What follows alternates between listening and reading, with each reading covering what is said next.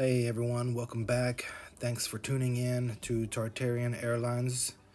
I am starting off by showing you these cool Teespring items I have designed straight out of Tartaria, and you'll never guess the building that I chose for the logo.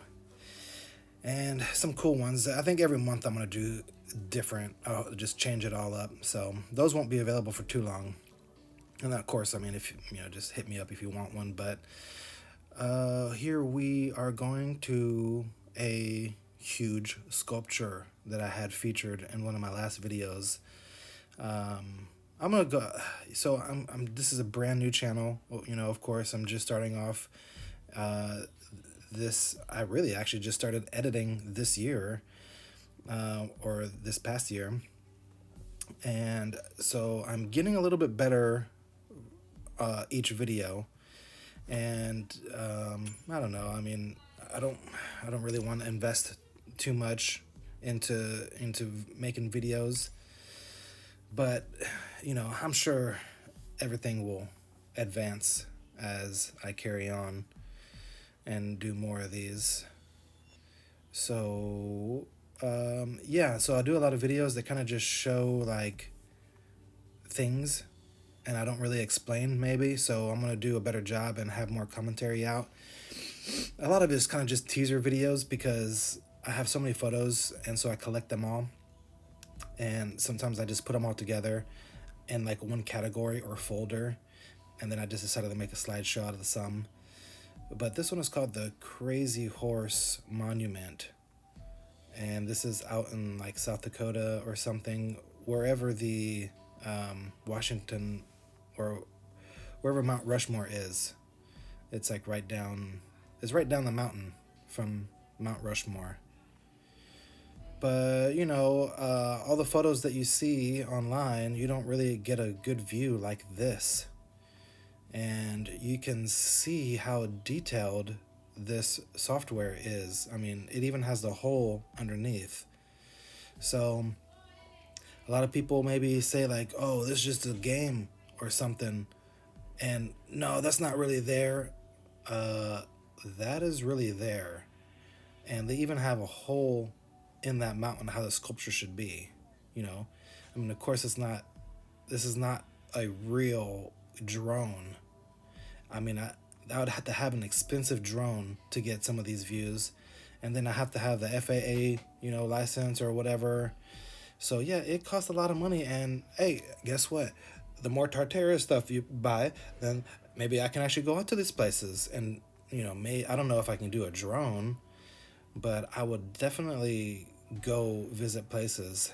And I think if ever I go anywhere, like here in Dallas, like next time I go downtown, which is, I live in far north Dallas, and so that takes 45 minutes, sometimes just to get downtown. And I really want to check out that red brick building that we have. But it's all the way downtown, and I don't feel like going downtown. I'm just kind of showing you like how out in the middle of nowhere this awesome sculpture is. I mean, it's a sculpture, you know what I mean? And it almost looked like that Prometheus guy, but they say that this is Chief Crazyhorse. So, let's see. So the background, what I'll do is I'll include photos at the end. I'll just provide my commentary during the flyover. But this is a sculptor. The person who did this, I'm not even gonna butcher his name. He actually did a bust, so like a head sculpture, and he won first prize in like 1943 World Fair or something like that. And the person who was doing Mount Rushmore saw him and asked him to help on the Mount Rushmore. So the guy who did that Crazyhorse Monument also helped out on the Mount Rushmore Monument, which is right over here. And there's a lot of crazy info. I'm not even going to go into the Mount Rushmore thing. I think it's been covered on some YouTube channels, But this is really peculiar in the first place. The photos that you see, like, it's always covered whenever they're doing whatever they're doing. Also, if you look at the mock up sculpture of this thing, it just looks hideous. And also, the only sculptures that that guy did, that the Crazyhorse Monument, he's only really done like sculptures that are about his size, like, and a lot of them are in wood. So, wood is way different uh, than rock. You know what I mean? Like, this is a freaking mountain. There is something fishy, because that guy who did the Crazy Horse, he worked solo. Once again, another amazing sculpture where the sculptor worked alone. I mean, can you imagine working on that thing alone? That huge mountain. He literally, everywhere you read, he did it alone. So that right there, big red flag. Because it's like, how in the heck can you, well, first of all, I mean, I don't know. Like, what, you need very minimal tools to create such an amazing piece like that? But also, that Crazy Horse Monument, it's not even completed.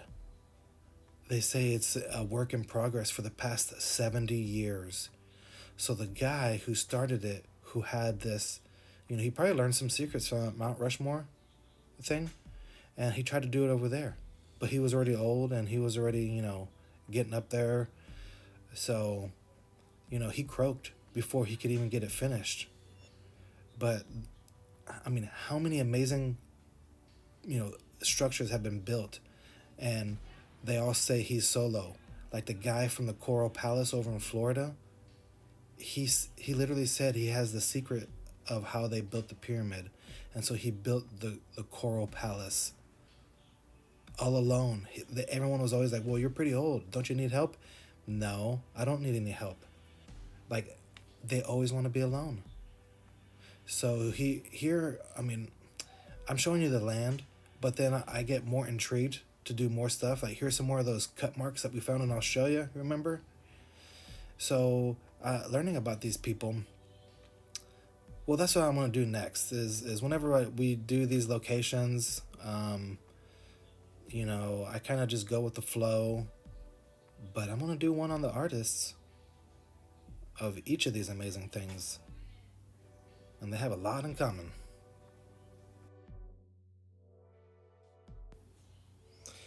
This is the mock-up sculpture that he wants to make out of that mountain. This is actually done by the sculptor that started the mountain.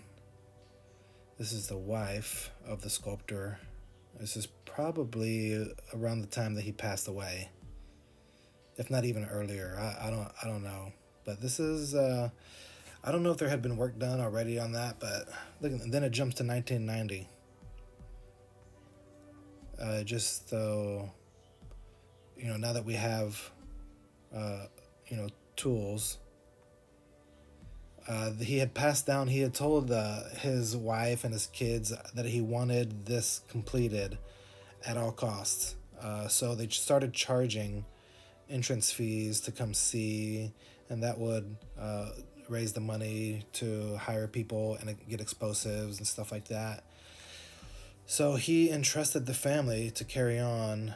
I don't know if they gave him any secrets. You know what I mean? There are pictures of multiple people working on this. You know that he told the wife something, right? I don't know. Because the son is now actually doing a lot of the work. And it looks nice. Also, you see all those cables are for people, but they got machinery to do that now. They have those automatic chisels, and it looks pretty nice. I guess that looks kind of Native American, whatever that means, but it does look pretty Prometheus. That's like it's really what it's supposed to be right there. Like, do you think that's gonna happen? I don't really know. And this is that award-winning bust from the World Fair. This is what won him that job, or got the notoriety from the right people. And you can see here, he worked alone for years to sculpt the mountain. Mount Rushmore have 400 people. What do you think? It seems pretty interesting, and the victors write the words.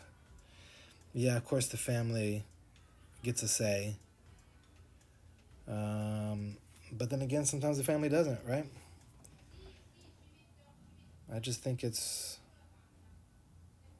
so. Yeah, I mean, it shows that we did it, right? It shows that we've done something, and all the photos of the fine detail are in current time. That's what it's supposed to be. I'm not sure if we'll ever see it done. This is with our modern tools, and they say that they don't have enough manpower to complete it.